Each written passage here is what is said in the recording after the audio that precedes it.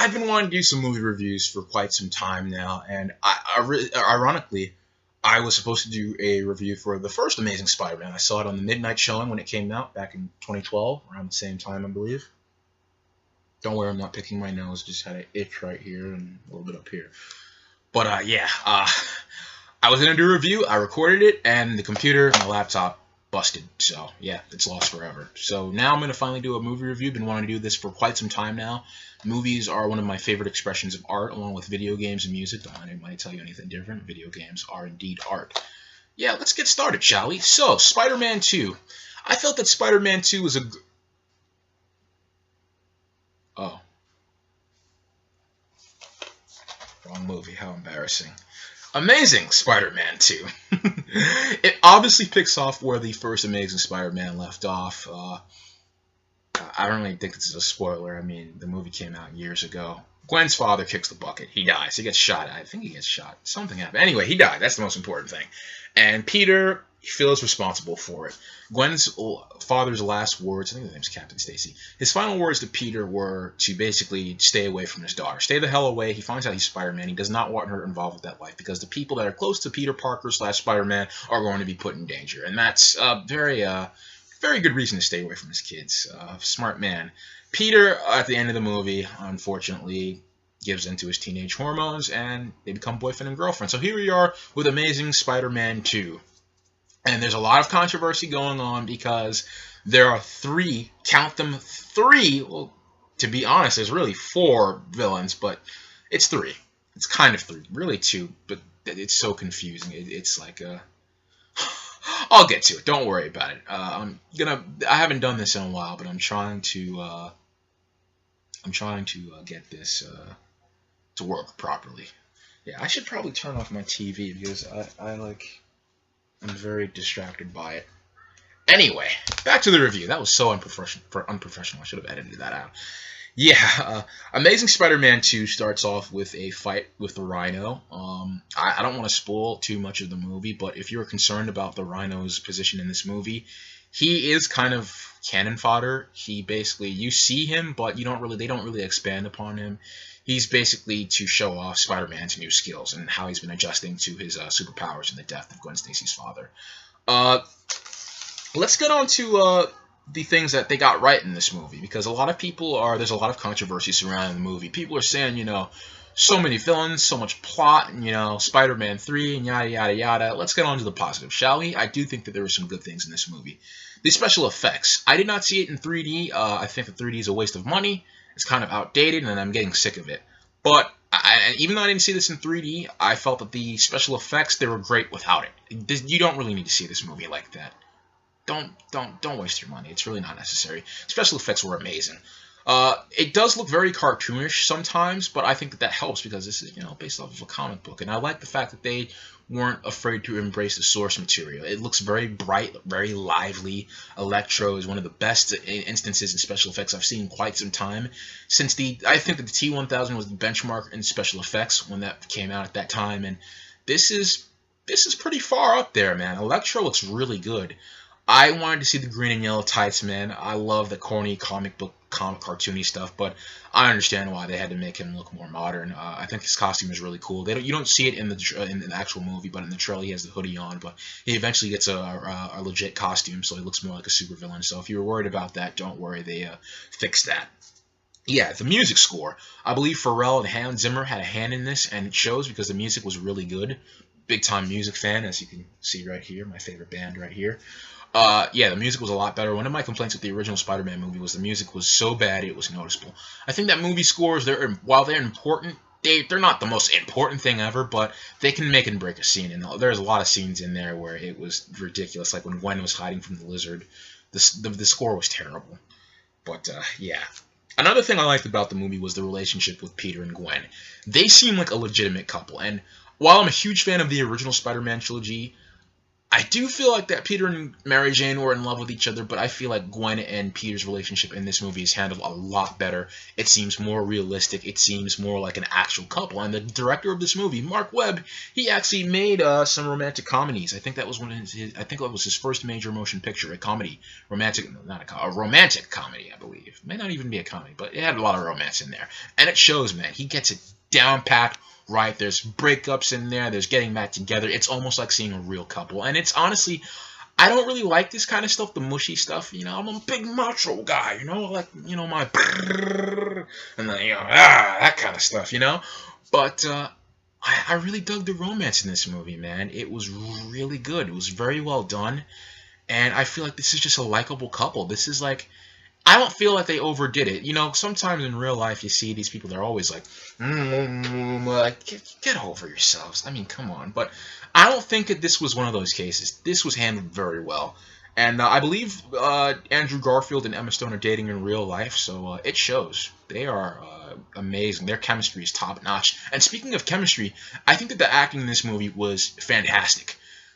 I'm not going to say it was an Oscar-worthy winning movie, but the acting was, I'm not going to say amazing.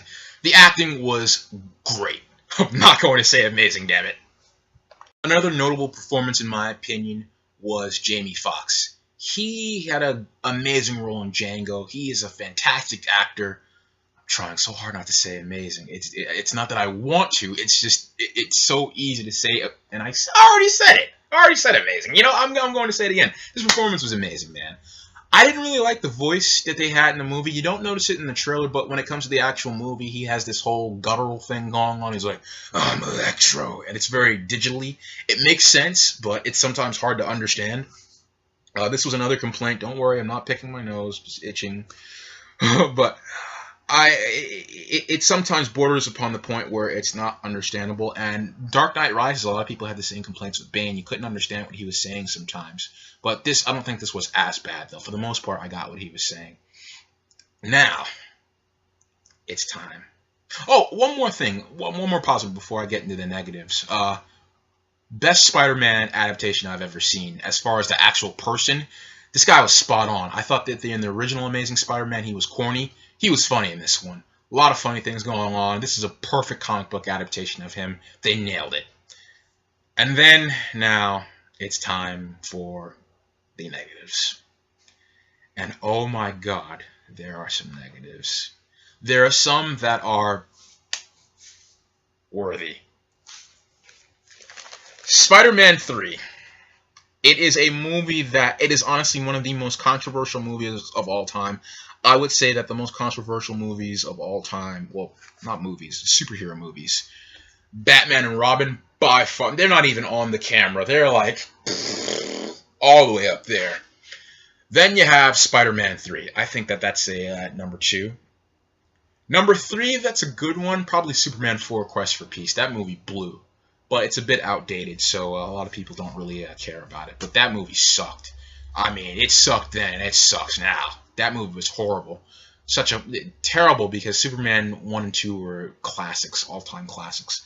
But yeah, I mentioned Spider-Man 3 because a lot of the complaints people had was that there was too many damn plots going on. I thought that they handled it as best as they possibly could. There was a lot of corporate meddling going on in there. They wanted to sell some Venom toys. Sam Raimi wasn't really a big fan of Venom, which is weird because that's probably one of the best Spider-Man villains, or villains period, in superheroes, but we'll get to that point later. This movie suffers from the same problem. Too many villains-itis. It is almost, not even just villains. You've got the Rhino. You've got Oscorp.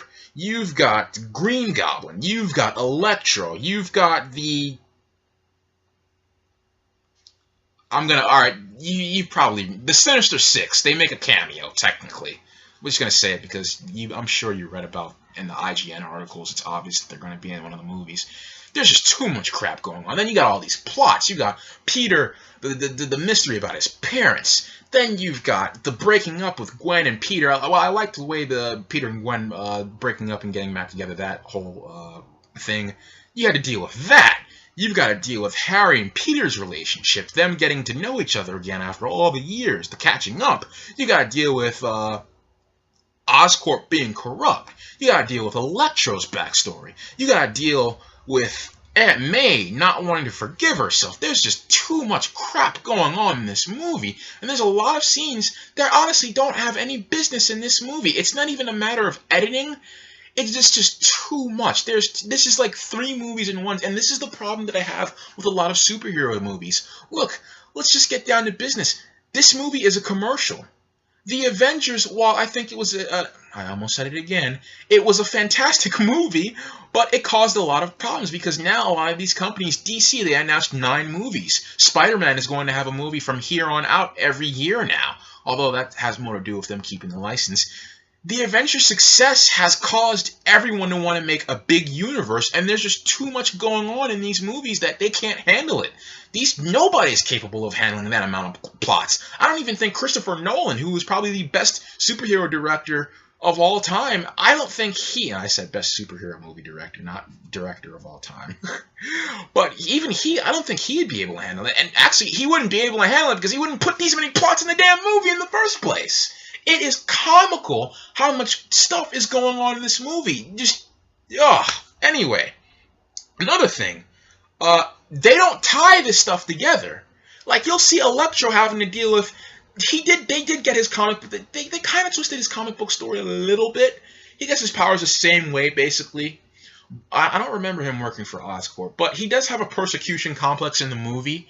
Although, I wouldn't even say it was a persecution complex, because it was really understandable. They treated him like crap, especially Alistair Smythe. He's also in the movie. A lot of cameos. Felicia Hardy, Alistair Smythe, Sinister Six. That's another problem, but we'll get to that later. He gets treated like dirt, and he has a good reason. There could have been a thing where, honestly, this movie should have been just about him. This movie would have been perfect.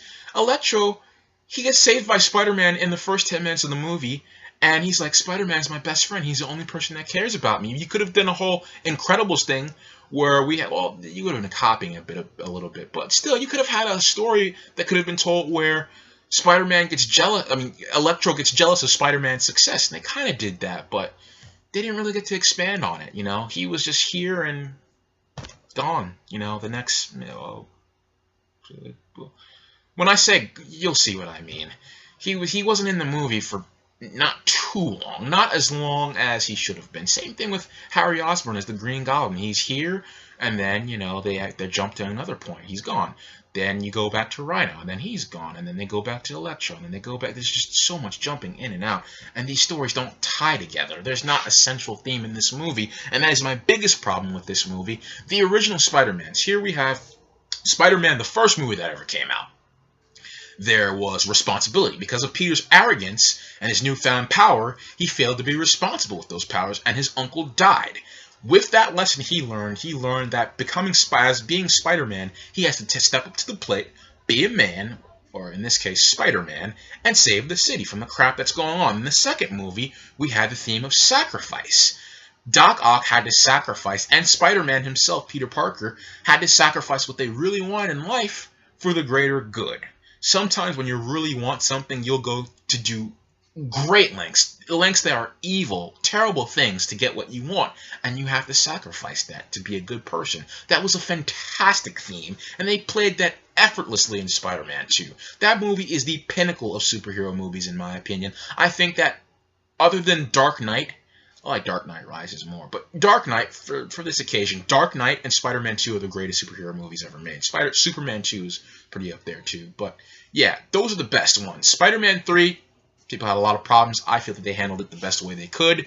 Had the theme of forgiveness. You cannot live your life being bitter for your entire life, because it will make you do evil things. And this is what happened with Peter. He wanted vengeance, and the symbiote reacted to that. It wanted to give him that power. And anger, when we're a bitter people, when we have, it leads to anger. Anger leads to hate, and hate leads to suffering. Sorry, Star Wars reference. But you get the picture. I think that those themes were very complex for superhero movies, or any movie in general, and they handled that brilliantly. The Amazing Spider-Man, the first movie, I thought it was a good movie, not great, just good. I guess you could say the theme was responsibility. They didn't really do much with that. This movie, boom, boom, boom, where you at, Electro? Psst, psst, psst. Where you at, Green Goblin? Psst, psst, psst, psst, psst. We gotta advertise Sony products. Look, Sony, and that's another thing. It was comical how many Sony products were in this movie. Too much product placement in this movie. You would not be in this position, Sony, if you would drop the electronics division, okay? You have PlayStation and you have Spider-Man. Focus on those. Stop making electronics. Like TVs and stuff. Nobody wants to buy that crap. Anyway, yeah, those were my problems. And another thing, it was like a giant commercial. I mentioned before that there were a lot of cameos. The Stan Lee cameo, best cameo I've seen probably ever. That's probably the coolest Easter egg of all time. I'm not going to spoil it, but it's freaking hilarious. It's in the beginning of the movie. It's amazing. Ah, I said it! Ah! I said it. Damn it, I said it. It's not my fault. It's because the movie's called Amazing Spider-Man 2. Yeah, so basically, those are my thoughts on Amazing Spider-Man 2.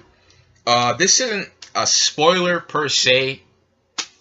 Technically it is, but if you haven't been living under a rock, you know Green Goblin plus Gwen Stacy plus Spider-Man equals... I don't mean choking like the New York Knicks in the 1994 NBA Finals. Yeah, I'm attacking my own favorite team. I mean death.